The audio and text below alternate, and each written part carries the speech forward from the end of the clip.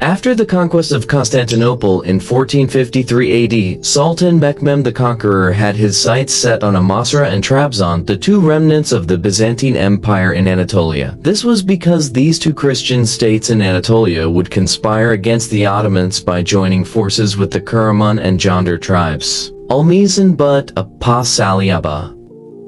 On the other hand, Sultan Fatih had grown weary of the constant revolts by the Turkish tribes. Therefore, his ambition was now to gather all the Turkish peoples present in Anatolia under the single banner of the Ottoman Empire. The Ottomans had not yet gained full control over the Black Sea coast because most of the coastal strip was either held by the Candarids or remained under Christian occupation. Therefore, it was considered vital to incorporate these regions into the Ottoman Empire. Firstly, here was the port of Amasra, a Byzantine territory. Next to it was the Candarids, an Anatolian Turkish tribe who possessed a very powerful navy and a large army. Meanwhile, at the far end of the coastal strip lay the region of Trabzon, which stood as the final vestige of the Byzantine Empire. Sultan Mehmed the Conqueror then devised a comprehensive plan to bring the entire Black Sea coastline under his dominion, and his initial intention was to first conquer Amasra. The majority of Christians living here in Amasra were pirates whose profession was to plunder the Black Sea.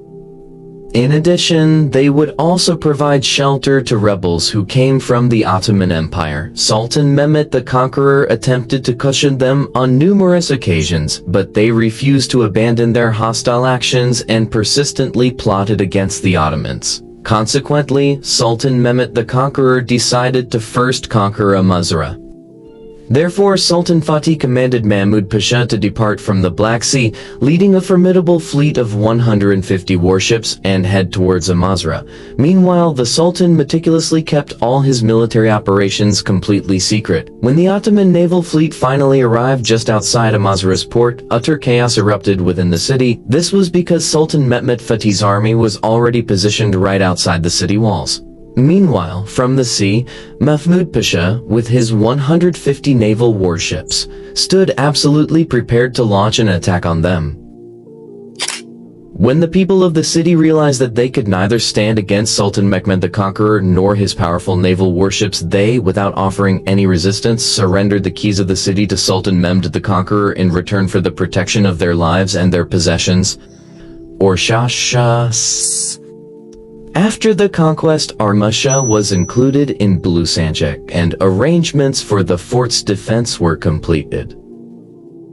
When Sultan Mehmed the Conqueror beheld the sheer beauty of this city, he was utterly astonished. He then exclaimed in a voice filled with a blend of both joy and profound wonder, "Is this truly Shashmejahan, which means the very eye of the world?" The conquest of Amasra proved to be a critically important step for the Ottomans, as it significantly strengthened their dominion and control over the vital coastal territories of the Black Sea.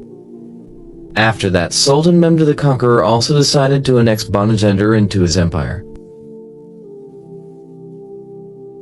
Although Jandarid was a Turkish tribe that was subject to the Ottoman Empire, they were also obligated to pay taxes to Sultan Fatih. However, the Jandarid chieftain, Ismail Bey, would frequently forge alliances against the Ottoman Empire with Karaman, Trebizond, and the Western Christian world whenever an opportune moment presented itself. For this reason, Sultan Mehmed the Conqueror resolved to conquer the Jandarid tribe and integrate it fully into the Ottoman Empire. Sultan would concede a magnificent strategy to conquer this tribe without spilling a single drop of blood. Sultan chose a political and diplomatic approach instead of engaging in warfare. Sozia Keep EC. According to historical sources, Ismail Beg, the last ruler of the Candarid Beylik, acknowledged the power of Sultan Mehmed II. The fortress of Sana'a was extremely important for the Ottomans. Sultan Mehmed II expressed his desire to acquire it, stating, "If you yourself surrender the fortress to us, I will grant you the title of Fiel, but if you refuse, then I will immediately advance with my entire army." What about Puntin Natin Niekti Hada? Ismail Bey, despite the formidable walls and powerful artillery of Sinop, submitted to Sultan Fatih and handed over his territory to the Ottomans. Sultan Fatih in turn granted Ismail Bey, a member of the Isfendiyar Oghlu dynasty, the regions of Inegöl and Yarhisar, specifically as part of a peace agreement. His son Hasan Bey was subsequently appointed governor of Bolu. Thus, Sultan Mehmed the Conqueror successfully captured Amsterdam, and without a single soldier being martyred, he made the state of Isfendiyar a part of the Ottoman Empire. At this point, Sultan Fatih's next objective was the Empire of Trebizond. When the Palaiologos dynasty had effectively come to an end at that very moment, an ancient and renowned Roman imperial dynasty, the Komnenoi, was ruling from Trebizond in a distant and remote region of eastern Anatolia. Viewers, this family actually came to power in 1081 AD and had once ruled the Byzantine Empire. Even after the tyrannical reign of Emperor Andronicus XV, he was ultimately deposed in the year 1185 AD. However, during the period that led up to the Fourth Crusade in 1204 AD, the grandsons of the deposed emperor managed to establish a state for themselves within the eastern part of the empire, specifically in Anatolia, with the city of Trebizond serving as its central hub. From here, the Komnene dynasty maintained their dominion for the next 2 centuries. During the reign of Emperor Alexius III, from 1349 to 1390 AD, this state entered its golden age, as Trabzon became a vital center for Black Sea trade and also an important masterpiece of Byzantine architecture. However, this prosperity began to decline with the passing of Alexios III in 1390 AD. Around the same time, Sultan Bayezid the Firman initiated swift military campaigns against the local Turkish Emirates across Anatolia. By the close of that century, it seemed the Ottoman armies would completely erase Trabzon from the map. But the devastating defeat of the Ottomans at the hands of Timur in the Battle of Ankara in 1402 AD postponed this threat for nearly 50 years. During this period of reprieve, the rulers of Trebizond adopted a diplomatic strategy that the empire's princesses be married into the ruling families of various powerful Turkic emirates, so that the threat of an Ottoman attack would be reduced and their ties with powerful allies would remain strong. These allies included the Kara Kayunlu and later the mighty Sultan Uzun Hasan of the Akayunlu. In the very same year, 1456 AD, the Ottoman forces carried out a devastating raid on Trabzon. During this brutal attack, approximately 200 Pontic Greeks were captured, and a substantial ransom was extorted from them. Following this significant incident, John IV, who was the reigning ruler of Trabzon, formally became a tributary and vassal of the powerful Ottoman Empire. That is, he agreed to be submissive to Sultan Mehmed the Conqueror and was obliged to pay 3,000 gold coins as annual tribute, but secretly he continued to prepare for a military alliance which included Karaman, Banu Jandar, Akayunlu, and the Christian nobles of Georgia. Their plan remained incomplete when John IV passed away in 1460 AD and power came into the hands of his 9-year-old nephew Alexios Apizis. But a few months later, the king's uncle David seized the throne and had Alexios imprisoned.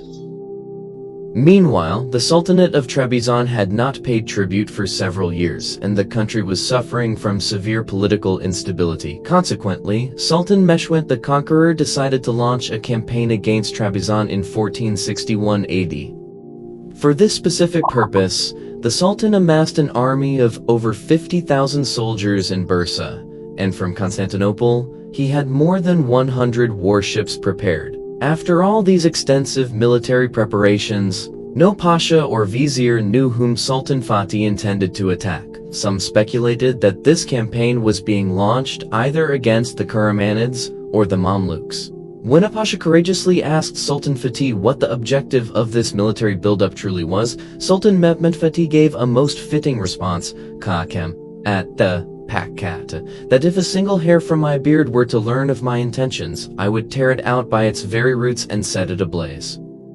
When Sultan Fatih arrived in Ankara, he made a significant announcement declaring their intention to conquer Trabzon, the very last remnant of the Byzantine Empire in Anatolia. From there, Sultan Fatih then set off towards the Akoyunlu tribe, and soon after, the Ottoman army successfully reached Erzincan.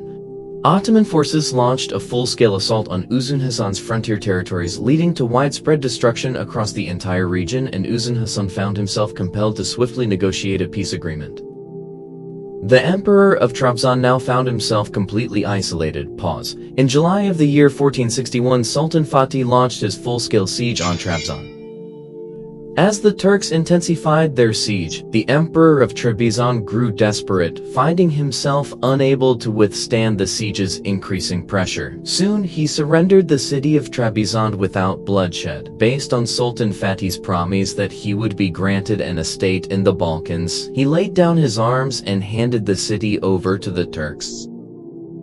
Following this decisive victory, the emperor and his entire royal family, along with all their vast wealth, were transferred to Constantinople, and in this manner the Empire of Trebizond was officially and permanently dissolved. In 1463, the emperor, his three sons, and the former emperor Alexios V were all executed while in captivity on the explicit orders of Sultan Fatih, while the emperor's daughter Anna was admitted into the royal harem of the sultan.